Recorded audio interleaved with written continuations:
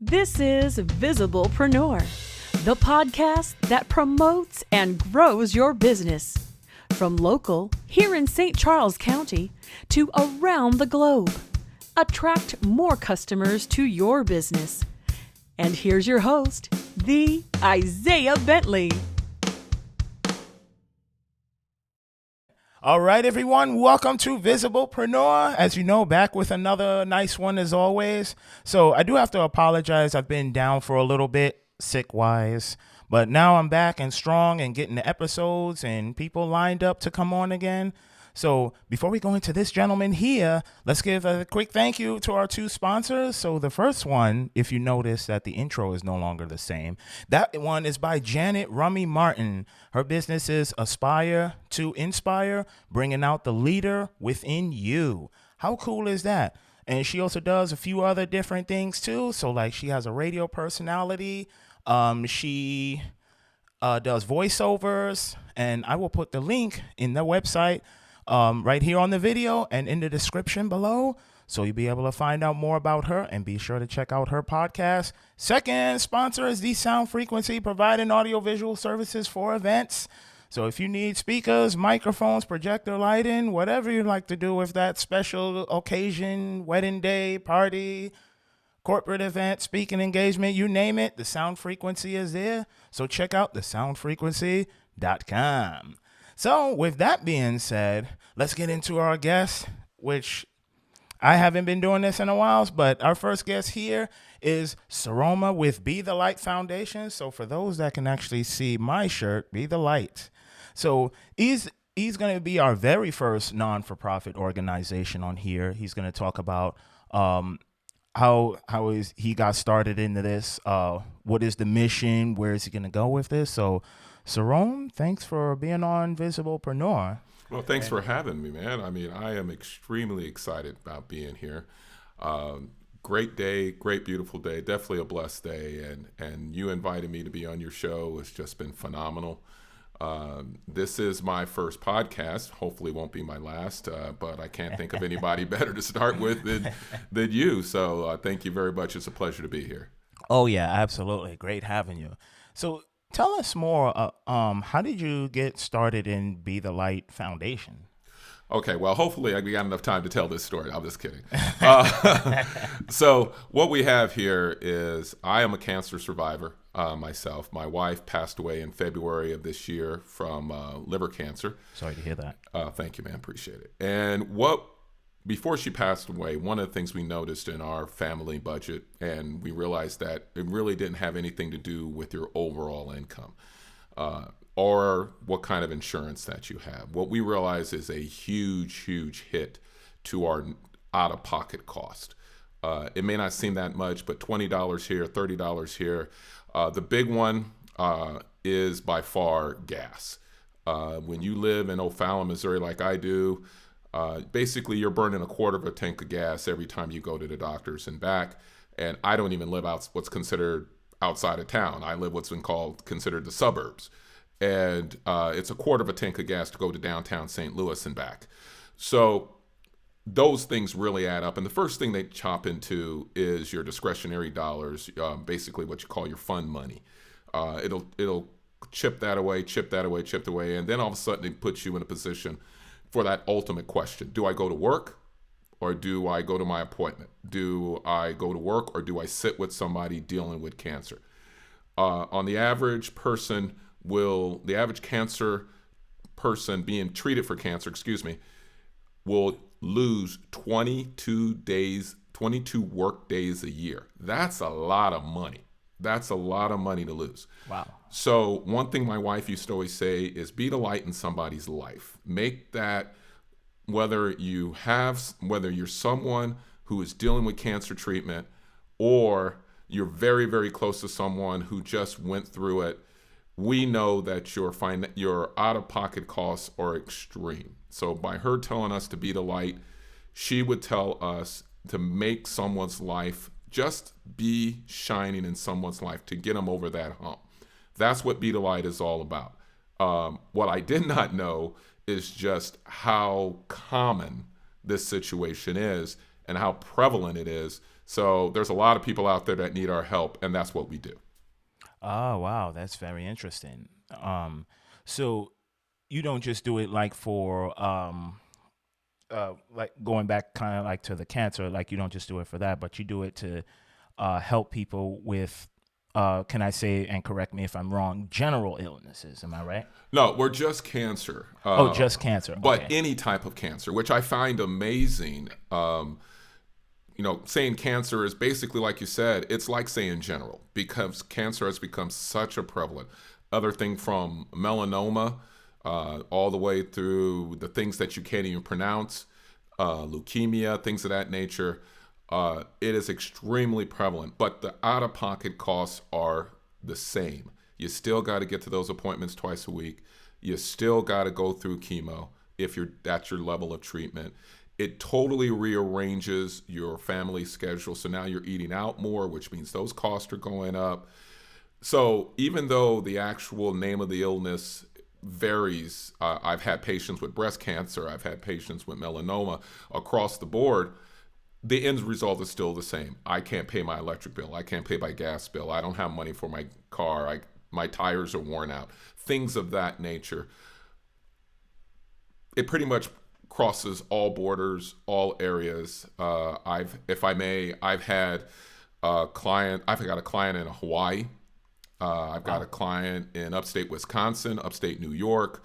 A couple of wonderful people down in Jacksonville. If you're catching this, great to hear from you. I've got an opera singer in Boca Raton right now, and she's fantastic. So we have a lot. We are not just a St. Louis-centric area, even though that's where I function out of. We are a nationwide nonprofit organization. Wow. Okay. So, so it's basically, like you said, the nationwide. So do you basically have you and as well as a few other people that's around the nation to assist you with this? No, unfortunately not yet. Oh, okay. Unfortunately, I'm it. My board consists of a couple other people who basically have 18-hour-a-day jobs. So I'm doing this. I have my first hire will come on board in May of next year. Congrats. She's currently in Alaska right now, so kind of hard to function out of there. They still count Bodwith up there and everything else. You get in trouble for downloading a picture in Alaska. Oh, believe it or gosh. not. Yeah, where she lives. She lives on the Bering Strait, so yeah, it's about 20 miles from Russia. Oh, wow. Yeah, so we're talking way up there. We're talking National Geographic up there. Oh, okay. So we're gonna, but when she comes down in May, she'll be my first hire, and then we're just gonna go from there. But my biggest challenge right now is we're getting bigger, we're getting better every day. I never want to tell anybody no. We have a very well thought out screening process, but after you pass that screening process, it's basically verification, and then I never want to tell anybody no at that point. So tell me what you want, tell me what you need. And that's what Be the Light is all about. All right. Yeah. Fantastic. I love that. And the other thing that I want to ask too, because you basically provide support, whether that's emotional support, maybe a little bit of financial support, however you can. So I want to say that where do you see yourself going in, like, let's say maybe the next 5 years, 10 years, give or take? I love that question. That is an outstanding question. I wish everybody I talk to would ask me that question. Where I see Be the Light going in the next 5, 10 years, always reach for the stars. My wife used to say, go big or go home. Always reach for the stars. So what we see is we're looking for, I want to be able, Be the Light wants to be able to pay the actual doctor bill itself. We want to pay that copay. Cancer copays are some of the biggest in the country. Trust me, I've dealt with them for myself. I've dealt with them for my wife. They're huge. The other thing we want to do some scholarship programs for people who want to get into cancer research. Doesn't matter what type of cancer research, just want to get into cancer research. If I had a phenomenal crystal ball 20, 25 years from now, I would like to pay a person's complete college tuition for 4 years. Wow. Or I would like to pay a person's complete bill through their whole cancer treatment. So there are no limits to where Betalite is going to go. You know, you got to start somewhere, one step at a time, eat that elephant one bite at a time, but there's no limit. That elephant just keeps getting bigger and bigger. Yeah, you're absolutely right. I love that. So, and I can see you getting there for sure because, somebody who comes on board and, they're looking for that assistance, and especially, like you said, going through the college program, that'll be a really, really big help for them. Yeah, I was always envious of these people and these foundations that grabbed a kid in high school when they were freshman or sophomore and say, "Hey, I'm going to pay your college tuition if you just make it all the way through college." I think that's a way to go. I think that's a phenomenal way to give back to people, and you definitely put a bright light in their life. So I that's where I'm headed with this. I think that's a good way to go. Yeah, absolutely. And so, I definitely got to ask this as well too, because you came into networking, which I don't personally believe that a lot of non-for-profit organizations do, but there are a few that do, and I guess some that don't. So what's been your experience getting out there, networking, learning about different people? Tell us about that. Well, the first, probably one of the biggest challenges we face is people don't believe us. And I don't believe that. I don't believe like we're a negative organization. We don't beat you upside the head and shoulders with a particular agenda or a particular political view. That's not what we do. The people don't believe that this process is so simple of just sending me your email address. I send you an application. You fill it out. My board evaluates it. Boom. We send you what we can send you based on what your needs are. People are just amazed at how simple this is. So that's been my biggest challenge. My biggest blessing, however, has been we're little and we're small and we're getting bigger every day, but we got cancer organizations out there with 25, 50 years on them. But our advantage is we have to convince the people, and once again, for them to believe, our advantage is every penny is going to, we have some admin cost, of course. I get nothing out of this. I'm retired. I'm very happily retired. But our admin cost is our only expense. After that, everything else goes to people. And a lot of people have a hard time getting their head around that. Like I don't have to do anything. I don't have to prove anything. I ask for Google, what am I looking for? Is it reviews? There you go. Thank you. Okay. That's what I'm looking for. I asked for Google reviews, but other than that, wear the T-shirt, take the gifts, take the money, have fun. That's all we're about is giving. So convincing people that there's not a catch is probably the biggest challenge of this whole thing. Yeah. Yeah, absolutely. And I'm sure you face many, many challenges doing that. Yes. And on the other side, if I may, the other side of the coin is when people donate to Be the Light, everybody uses that term, especially, you see it on daytime television. Every penny is going to blah, blah, blah. Well, every penny from Be the Light does go to people. So when you're donating to Be the Light, you are helping someone deal with this situation. And the out-of-pocket cost of cancer is just one more burden. You already are dealing with cancer treatment. You're already dealing with the notification that you have cancer. But doing all that and then saying, oh boy, I don't have gas. Oh boy, I don't have tires. Oh boy, I don't have this. Those things are huge. So that's where we're going with this. Is if you donate to Be the Light, all your money goes to Be the Light. It all goes to people. Yeah, and you're right about that. And I definitely gotta ask this as well too. Is that when you got, actually no, not that one. So what I want to ask is that with the many, many types of cancers that's out there, I just wonder, and I don't know if you know this as well, is that do you think that maybe perhaps one day there could be a potential cure, like not not necessarily like, maybe a shot or something, but like an actual cure to knock those cancer cells away. Like, Absolutely. I talked to several large hospital chains, and they all tell me one thing: their level of care does not extend beyond the doors of their building. And what they mean by that is they pump a lot of money into research and development. They pump a lot of money in treating their patients. I don't know if those of you who've gone through cancer treatment, but you sign a lot of releases for your test results, good or bad, to be submitted to research groups and things of that nature. They do not do the out of pocket cost. Okay. But do I hope one day to be out of business? Absolutely. I pray that one day somebody's going to say, okay, here is a series of medicines that will knock out 80% of the cancers in the world. Yes, absolutely. I would love to be unemployed.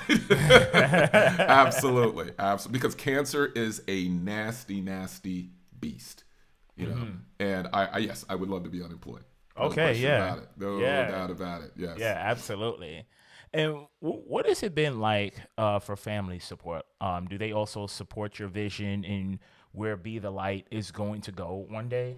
Yes. A lot of them, a lot of the families I've dealt with, both on the donation side and on the recipient side, they all have one thing in common, and that is they are or know somebody dealing with this. Not just dealing with cancer, but it's almost, if I may be so bold, it's almost like the more manageable your cancer is, the higher the out-of-pocket expense. Okay. Both pre-COVID and COVID and post-COVID, hospitals don't want you staying there. They want you out. They want out, sanitize the room, the whole 9 yards. They want you home. Yeah. Well, that's great for the hospital. But if you're home, 3 days later, you got to go back for the follow-up. 3 days later, you got to go back for your first treatment. So even though the hospital is doing the best they can to treat you, you're still incurring additional expenses. The average person who goes through cancer treatment spends $2,200 a year additionally, a month, on transportation. Oh, man. Yes. The average person going through cancer care, if everything goes as great as it can go from start to finish, is twice as likely to file for bankruptcy as a person who didn't get cancer at all. Oh, wow. That was a fact that I didn't even know. Yes. Wow. So I'm really glad that you're doing this to help people because with the statistics that high, it gives them a fighting chance to not only survive the cancer crisis but also the financial crisis. Exactly. And that's exactly the challenge that they're facing. Even the people who sweep through this cancer care, if it's outpatient, they get to the point, okay, 6-8 months later, chemo's done, you're in the remission phase, the 5-year remission phase, and you wake up one morning, you say, hey, this is great, but I haven't made a house payment for 3 months. I haven't paid my electric bill for 4 months. Oh, yeah. I get that all the time because they had to make that choice. Right. And with the eviction memorials gone as of right now. So that's another thing. Yes. Yeah. Absolutely. Oh, yeah, for sure. Absolutely. Had a woman write me the other day, God bless her, told me that the gift I gave her allowed her to buy Thanksgiving dinner coming up, but more importantly, allowed her to finish her son's Halloween costume. That's excellent. Now that's huge. That is. That's huge. Yeah. That is very excellent, and I'm sure she appreciates you for that, as well as your many other clients that you've had. Yeah, absolutely. Had another woman talk to her for an hour and a half. I'm not a licensed counselor, but I have very nice ears underneath these headphones, and I will listen, and I have been known to do that. Had a lady talk to me for an hour and a half because she just needed somebody to talk to, and at the end, I asked her, what can I do for you? And she said nothing 3 times, and I kept pressing. And finally, she said, well, I'm starting chemo next week. What can you do for me? And I said to her, well, how about, do you read? And she says, I'm an avid reader. I love to read. And I said, I'll tell you what, I'll take care of your reading issue. Because, as you know, going through COVID treatment, nobody can go back with you. Same thing with chemo now. You're sitting in a chair for hours and nobody's with you. Nobody is. And, even if you have a family member with you, it does get quite boring watching the television cycle around and around and around. So I, without any other encouragement, I had her address and I sent her a Kindle. So she was able to download books, and she just was floored by the fact that somebody would show that bit of light of kindness to her. Because when you're told you have cancer, you are the loneliest person in the world. Wow. Yeah. And if you don't mind me asking, what has been your experience like going through the cancer, especially now that you've defeated it and you're all better? Well, I'm in remission. I wouldn't say defeated it. Okay. I'm not quite sure you ever quite defeat it, but well, I mean, like defeated the cancer itself. Yes. Yeah, that's what I had bladder cancer, and my wife had ocular melanoma, but both of us, started with ocular melanoma and wound up being liver cancer. But to answer your question, the peripherals were so stressful. Remembering your appointment. First of all, the paperwork is overwhelming. Especially if the better the insurance, the more paperwork. Finding out what they're not going to pay for. Cutting out that piece of your day for the cancer treatment. So basically you lose a day because you get up that morning, you have to do any prep. If you have to fast, you have to fast the night before. You have to do any prep you have to do. You go into the doctor's office, you pray they're on time, you fill out the paperwork again, you get the cancer treatment. In my particular case, bladder cancer was not fun. Okay, I'll just leave it at that. I'll keep this G. It was not fun. But then you have to wait an hour after the treatment where you can't do anything in my particular case. In my wife's case, it was longer after her chemo. Then you go home. So basically your whole day is gone. It's done. My treatment was once a week for 6 weeks. So just about the time you get back to normal, you got to gear up and do it again. Gear up and do it again. Gear up and do it again. A lot of people's treatment is a lot longer. My wife's treatment, series of treatments were over 2.5 years long. It totally changes your life. You long for any type of normalcy back. That's really, really, really what you miss. You want to be able to plan. You want to be able to dream. You want to be able to worship freely. And all those things have an asterisk. A yeah, but. A yeah, but. Everything has a yeah, but. Yeah, but you got to do this, or yeah, but you got to do that. Yeah. It takes over your life. It literally takes over your life. I've spoke many of my clients on the phone who express the same feelings. Spoke to a woman the other day. Her whole life and she was perfectly fine visually, and it wasn't like it was beating her down, but her whole life centered around planning for the next appointment and planning the transportation and rearranging her budget. How am I going to pay this? Yeah, it's all consuming. There's an actual term for this. It's called financial toxicity. And it was actually a term developed by the healthcare industry to encapsulate everything that we're talking about here. Oh. All those things. The suicide rate, the unemployment rate, the bankruptcy rate. Yeah. It encompasses all of it, and it's astounding. Wow. Yeah. Wow, that's really something. I didn't know that it went that deep, and thanks for sharing your story. Yes. And glad you're still with us to this day. No, I'm glad with you too. Yes. So the last question I wanted to ask you too is, where does someone go to follow Be the Light Foundation, and where can they go to find you? Okay, well, currently, we got a couple of things going here. First of all, we have Adopt a Family for the holidays. We're looking for any donations would be great, whether it be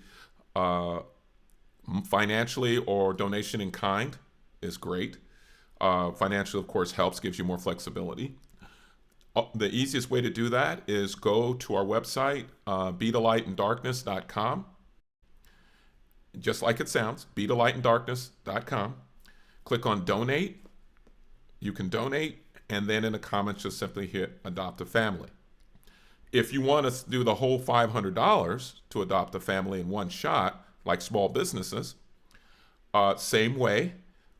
I scan the donation page on a regular basis. But what you get in return, other than this really awesome t-shirt that he's wearing, you get some free publicity. You now are associated with a 501(c)(3). You're put all over Facebook. You're put all over our website. You're put all over any social media that I can muster. We already had St. Jude's Hospital pledge $500, a gentleman from St. Jude, E.J. Slaughter, and we're still rolling. So that's the program we got going now. Now, if you just want to donate, if you want to donate like kind, we send gift baskets to families every time we send out money. If you want to donate money, same way. Go to our website, bethelightIndarkness.com, click on donate, and donate to your heart's content, because every penny you give me, even if it's $20, that's $20 that goes to a family to see the light over the holidays. That's right, absolutely, especially Christmas time is approaching. Absolutely, so, yeah, and thank you for sharing that. So remember, it's bethelightIndarkness.com, where you can go to give a donation of whatever you can. Or you can check out our Facebook page. Our Facebook, Be the Light Foundation, Inc., our Facebook page. There's links to the webpage, so you can donate through there too. Yep, and I will have the link in the video as well as in the descriptions, so it'll be easy for you to find. So with that, thanks for being on Visiblepreneur. This was really amazing. Thank you very much for having me. It was a pleasure. It was a lot of fun. Oh, absolutely. Yeah. And for those that's out there, don't forget to like our Facebook page, subscribe to our YouTube channel, and give us a thumbs up on there. And then we're also on Anchor, which is the audio-only version, and it goes out to multiple platforms: Apple Cast, Google Cast, Breaker, I can't remember. Oh, yeah, Spotify, and now I cannot remember the rest. Yeah, a whole bunch of them, yeah. Exactly. Yeah. You just look up Visiblepreneur. We're out there, and if you want to get in contact with Visiblepreneur, just send us an email, visiblepreneur@gmail.com. So with that being said, enjoy the rest of your time wherever you're at listening from, and take care. And as always, we'll see you on the next one.